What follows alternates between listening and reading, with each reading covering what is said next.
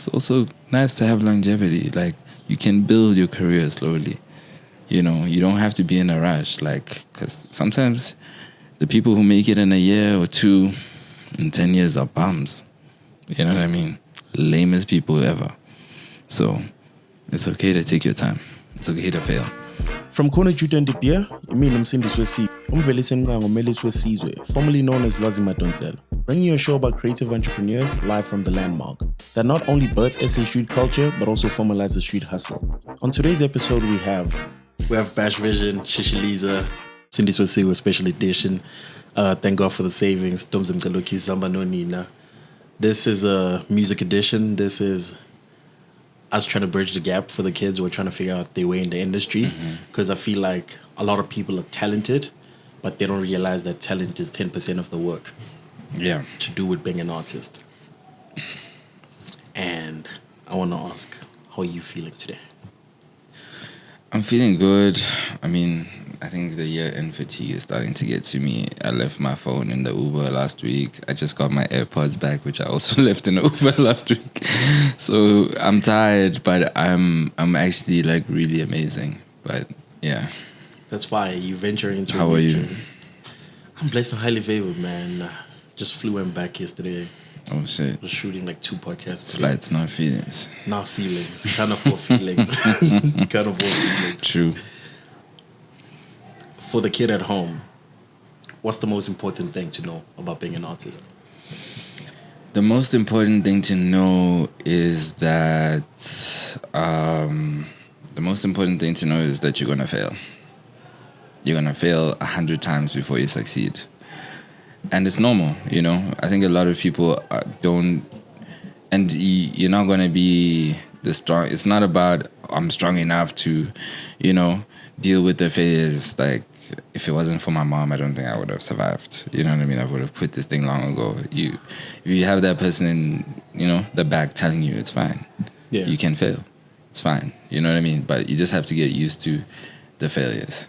And it's the worst thing that can happen to you in most cases is someone says no. Damn. But there's another person you can ask, and another person, another person, another person. You know what I mean? But yeah, those are the most important things. But when do you know when to move on from a particular field? Because you've been a photographer, videographer. Yeah. How do you know that it's time? Like, I tried the rapping right now, it's not making sense. So, I mean, I started off as a rapper. In high school, I started off as a rapper, and then I was a DJ. And then from there, I was a photographer. From there, I was a manager. From there, songwriter, executive producer, to now, you know, also working at labels. So it's like, for me, I just didn't know where I fitted in. And I think for a lot of kids that I speak to, because of Instagram, they're so pressured to feel like they need to have it figured out right now. You know, because there are a lot of young kids that like get it, you know. So it seems like that's how life should work. You should get it immediately. But yeah, man, like, I didn't know what I wanted to do. I just knew music was a part of it. So in general, I gave myself 3 years. You know, if I don't see growth within that 3 years, and 3 years is even a long time. Like, if I don't see growth, I think I just have this habit of it's hard for me to let go of something. In my head, I can say I'm done, but it's going to take me 9 months to let go. So 2-3 years, if I don't see growth, if I don't see opportunity for me to, maybe not growth, but opportunity for me to grow, then I leave. You know, I'm not afraid to start something else or start over somewhere else. So, yeah. But how are you managing the relationships when you have to go through a new transition? Because now I'm looking at Bash to manage me. Yeah. And now Bash is like, yo, actually, it's not making sense. How are you transitioning but not messing up relationships? Look, I mean, most of the times relationships will be messed up. Most of the times when you end it, it won't end well, you know. And it's not because maybe you're arrogant or, you know, it was a fight or whatever. But if I want the best for me, I'm not taking into consideration what's the best for you. You know what I mean? So maybe when you part, it won't be nice. It won't be friendly. But in a year or so, that person will be like, oh, I see why he did that. You know, a lot of the relationships that I have, they don't end well, but in 5-6 months, we're cool because they get it. You know what I mean? And they get that it was never a personal thing. It's, I have to put myself first. Yeah. So, yeah. You've put yourself first. You've been the artist. Had one of the cleanest rollouts. Thank you. How do your artists feel when they're like, yo, your rollout it's kind of sexy? You know, I see squeezes on the album art. I see the styling. The king. I see the budget. I mean, look, it's not easy. I can tell you the reason why. I mean, it was always going to happen eventually that I was going to release my own music. But, you know, I was kind of like in between artists and not sure what I wanted to do. And I'm not one of those people who can manage like 10 artists at a time. It just doesn't work. I can do 2, 3, you know. So I was like in a transition phase, and it was something that I wanted to do, something I had already started on. And it really depends on the artist that you work with. Some artists won't tolerate it. They can't stand it. But if you're super secure of yourself and whatever, the thing is, it doesn't impact my work. My work rate is still the same with everything that I do. If I can see, you know what, I'm not paying attention to this management thing, I'm focusing on myself, then I'd rather say, you know what, it's not working. But yeah, my work has still remained the same. I don't have any issues. You know, Sizwe Alekine is one of the people that I manage. He's on my album, you know. Yeah. Yeah. And then how feasible is management? Because everyone's always like, you don't have to be the superstar. Everyone's always highlighting that right now. Yeah. Because we're in an era where you feel like you can do everything yourself. You choose to do everything yourself. Yeah. But how feasible is it, knowing your role, that you're just a manager, being in management? Yeah. You know, I said this on Twitter. You know, people always have stuff to say about managers. They don't say anything about it. Artists cannot do anything wrong. You know what I mean? It's always the manager. Artists can make shit music. Yeah, but then it's your manager. Why aren't you getting the best producers? Why aren't you? How? You know, South Africa has a problem where the manager is supposed to be your lawyer, your therapist, your producer, your DJ, your road manager. Some of those things are label jobs. Some of those things are, you know what I mean? It's just, we just don't have the budget to have teams like that. You know what I mean? But yeah, being a manager, like, I feel like sometimes like right now, it's not like the most appealing job. Like, people say there's a shortage because a lot of artists treat their managers like shit, you know, and you get blamed for a lot of things. You taking your 20-30%, it's like, is it worth it? You know, you really have to be about it. If you're not about it, if it's not a passion of yours, then you're not gonna last, you know. And then you've been in both sides of the court, where you have an independent artist, you have a signed artist. Realistically, you have an EP. I think it's got some bangers. What's the best route to take? We haven't factored the album art. I just have an EP. Yeah. Well, I mean, everything has a cost, you know, so it depends. It depends how you're going about it. If you're not producing your EP, you got to pay your producers. You know, you got to pay your artwork. You got to pay for your photo shoot. You got to pay before the music even drops. That's like 50, 60K, you know. So being independent is tough. It's not easy at all. Like, you have to call in a lot of favors and stuff like that. But at the same time, signing to a label, you have to be very sure. Because it's nice when you have a hit. It's nice when you have a hit. I can tell you that from myself, you know, with Sondela, it's nice. You can, you know. But if you're not making... It's about numbers, it's about money at labels. If you are not bringing in money, if you're not doing numbers, you're fucked. You know, you're not gonna... They're not gonna push your music because we're working at a loss here.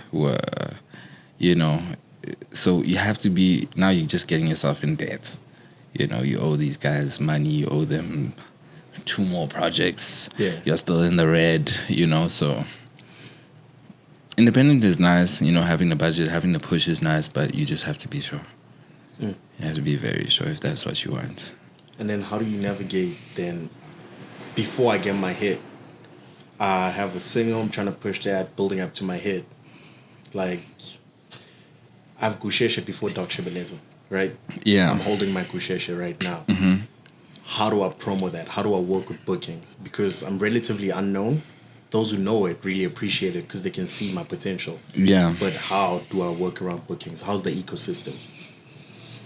Well, for bookings, I mean, if you have a song that's about to blow, you shouldn't really be worrying too much about money. You know, it's really about the buzz. And you know, the crazy thing is, a lot of kids mess up like that, where it's like, we want to help you, we want to plug you into clubs. Like sometimes I'm the middleman, like, you know, like, and I don't take a cut. Like sometimes I'll just be like, yo, I can put you here, but I have to now tell them, yo, one bottle, don't come with 20 people, don't be fucking rude. You know what I mean? Don't, like, it's like you have to coach people because there's so many people. I've seen it a lot. Like, you try and help people, and now they come there with 20 people, they want 5 bottles, and I got too short. The performance is terrible. You know, they're disrespectful to the promoter. You know what I mean? So, if you have that song, it's really about creating a buzz, because most of the time when you sign, most of the time when big artists, you know, want to work with these kids, is because they have a buzz, they have a movement. You know what I mean? If I keep seeing you on flyers, if I keep seeing your artwork, if I keep hearing this chorus, you know, then things are gonna come your way. You know, it's only natural. But there's so many people that kill their own buzz by wanting money immediately, wanting to impress girls, wanting to, you know, put up 20 deep, you know. So yeah, I would say keep those things in mind. And yeah, it's just about creating a buzz, man. Like every lineup, you see a lineup, ask to be on the lineup. Yo, can I come perform? Can I perform one song? You know, can I come perform one song? Can I come perform one song? Like the best way is, like, if you have a friend that's a DJ, if your song really is like that good and buzzing, then latch on to a DJ, jump into their bus, perform the song, but don't feel entitled. You know, sometimes the DJ will tell you it's not gonna work here. You know what I mean? But it can't throw you off. That's the best way to go about it, really. And then, ideally, in the ideal world, as someone who's been a manager and is currently an artist, plus you're working at label, what's the ideal musician? Like, roughly, what are the things you'd say, yo, this guy's gonna make it, or this girl? The ideal musician, number one, someone who produces for themselves. Number two, someone that's just very likable and attracts people. Just their energy attracts people. And you have to be good at performing, man. Like, and being good at performing doesn't mean you have to get it right the first time. Like, it can take you 6 months to get it right, you know what I mean? But you have to, if you know you're bad at performing, then you have to practice, or you have to go to vocal coaches, or you have to invest in a sound engineer that can, you know, hook you up with the auto-tune mic or whatever the case is. But yeah, like, you have to be able to attract people. You have to be entertaining. Yeah. That's what sells. With your role as a creator, you've gone the extra mile with Wooden Stool. What's your role in that with Soft? So the Wooden Stool was an idea by Lebo Lukom. He came up with the idea and was like, yo, let's do this thing. We have a very small team, about like 6 people. And it was just something that the idea happened today, and we started shooting in 2 weeks. So it's very difficult to get artists to come on a show that doesn't exist. You know what I mean? I know, getting people to a part that doesn't exist. Yeah, or even if it does exist and it just doesn't have many views, you know, it's very difficult. So, you know, obviously, like, I've been very good at like talent scouting and picking, you know, seeing people. So between myself and the guys, like, just like looking at people that we want to bring on the show, it's mainly targeted for, you know, unknown or fairly unknown acts. A lot of it is more R&B, you know, because they don't really have like a big platform in this country. Yeah, there's no platform for alt. Yeah, so that's kind of what we were targeting. And then we did some hip hop, but it was mainly like R&B singers and, you know, that type of vibe. And yeah, it's just a platform. It's a platform for talent that we believe in. And I know a lot of labels have used it as like an A&R tool. Like they just go there and a lot of people have used it to find artists. But that's the purpose of the show. Yeah, to put people on. And then, no, not to put people on. I hate that word, put you on. It's to give you a platform. I ain't never put nobody on in my life. I've given them a platform. Yeah. Yeah. With your learning curves, you've been an assistant, you've been a manager, you've been a road manager, you've had scuffles. Now you're an artist, you dealing with label. What's the legalities of licensing music? Because everyone's always like, own your masters, do the licensing route. But what does that even mean? Yeah. Well, for me, man, I'm not like super big on the own 100% of everything. You know what I mean? I know it will get to a point where I own 80% of it or 70% of it or whatever. But the reality is, if you have the money, then you don't have to go that route, you know, because really, besides the radio plugging, TV plugging, you know, plugging you into the different playlists and all of that, like, it's really a loan. You know what I mean? It's a loan plus the added services. So if you have the money, you can pay people to do that stuff. But for me, like, I'm very much fine with partnering up with a label and giving them a product, doing my part. And doing my part is doing numbers and giving them hits. And, you know, growing with them and grow my name, grow my brand, and get to a point where I could just do a distribution. You know, I don't need them. I don't need the money anymore, or I don't need this anymore. They can just put my music out. So, yeah. How important is a rollout, whether you with label or you independent? Because you've made the product, you've spent the 60K plus, saying, yo, this is the music, we've had it cleared, registered by Samro. How important is the rollout? Rollout is very important because that's what attracts people to your music. Is what makes people want to even give it a chance, you know? It's like, for example, right now, the Ngogo's about to drop, and when you go on social media, all you see is that red artwork everywhere you go. If it was beige, you know, if it was a neutral color, it wouldn't catch your attention. You know what I mean? So that's part of the rollout, catching people's attention, making them curious, making them want to listen to you, making them want to give you a chance. And then the rollout a lot of people's rollout ends when the project's released, you know. The rollout has to continue with PR, you know, doing interviews, being on the streets, putting it in people's faces, forcing them to listen to it, to music videos and the rest, you know. So it's, without a good rollout, you're not going to get the streams, you know. You're not going to get the ears to listen to your music. Yeah. So if you're being a purist and just dropping the album out, it's not working for you. I mean, it can work for some people, you know, but it might work for those people the first time, the second time might not work the third time, you know. I think we've seen that a lot with a lot of, especially with the, you know, the real hip hop bros, you know, no gimmicks, you know. Those type of guys, they just drop music. Some of them it works. Some of them they learn the hard way. Maybe the second time it won't work. The third time it won't work. And when it doesn't work, it's hard to come back. So, yeah, I would always suggest, you know, unless there's like a crazy hype, like A-Reese, like, you know, where it's like they want it. You know, an unexplainable phenomenon, you know. But even him, you know, he did a launch, he did the, you know, he did the rollout. So it's important.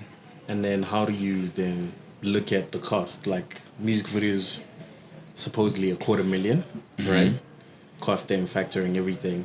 If the music video is $250,000 and we could pay like 10 influencers on TikTok $5,000 each, what makes more sense in 2022 as a manager and an artist? Well, I mean, I've made mistakes, and I think the best way to, you know, learn how to do it right is to make mistakes. we spent a lot of money on the Showboy video. That was our first song. Yeah, we spent too much money on that video, which was our fault, not the label's fault. That was our fault. They gave you budget. Not even budget. It's just, when it's like when you, I don't know, when you get something and they tell you, it's gonna cost you 10,000.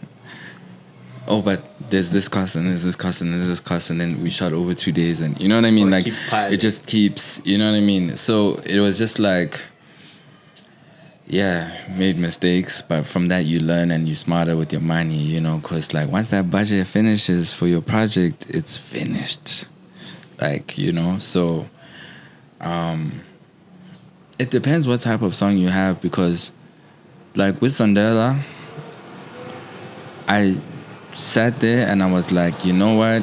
I mean, there was a little bit, there was hype because, we posted it on Instagram and stuff.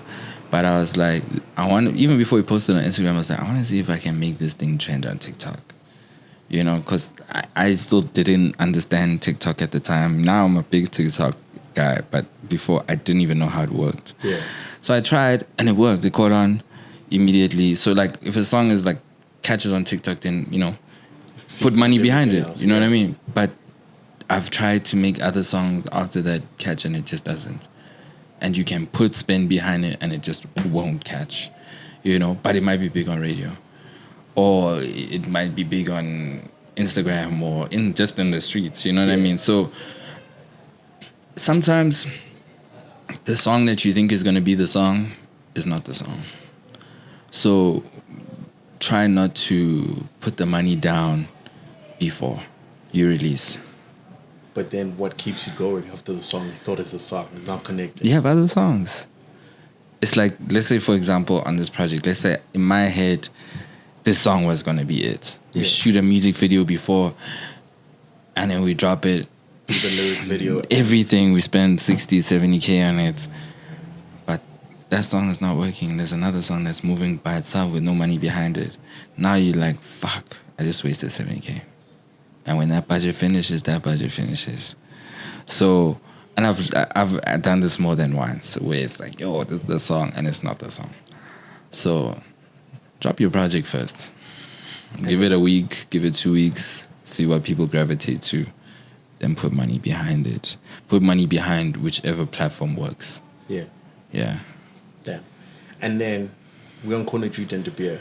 The name of the podcast, JUTA DE BEER, celebrating the creatives who came from here and were inspired by here. Mm-hmm. Do you still think we need a physical landmark for young creative kids? Yeah, I think so, because when you meet people on Instagram, when you DM people on Instagram, like, it's cool, whatever, but when you physically meet someone, their energy, the connection is much greater than, over a phone. And ain't nobody coming in the club fucking talking my ear out, like, you know what I mean? There's like a clip of me that was circulating where someone was in my ear. But like, Talk shop at the club. Nah, I'm trying to get bitches, dog. Like women. I'm trying to get women. I'm trying to get beautiful women. I'm joking. Man, I go to the club to escape my problems or to network, like not even network, but like hear, oh, this is the sound that's popping. This is, I ain't trying to, you know what I mean, be talking, because everyone that tells you I'm going to call you on Monday, they ain't going to call you on Monday. But yeah, it's important, man. Like BRAAM used to be like such a crazy spot outside the coffee shop, Father Coffee, that bench there. Everyone used to chill, meet there.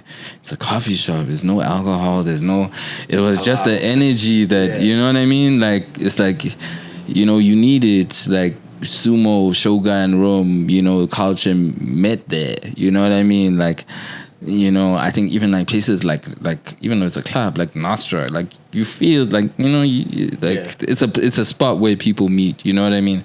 And like creatives meet. So it's important, man. It's important, like especially in the digital age, it's important to touch people. Not physically touch them, but you need to touch the people, dog. Yeah, like, social distance, please. Yeah.